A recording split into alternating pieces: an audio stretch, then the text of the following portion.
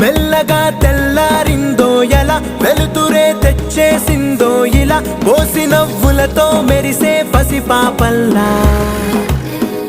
చేదతో బావులలో గలగల, చెరువులో బాతుల ఈతల కళ, చేదుగా ఉన్న వేపను నమిలే వేళ.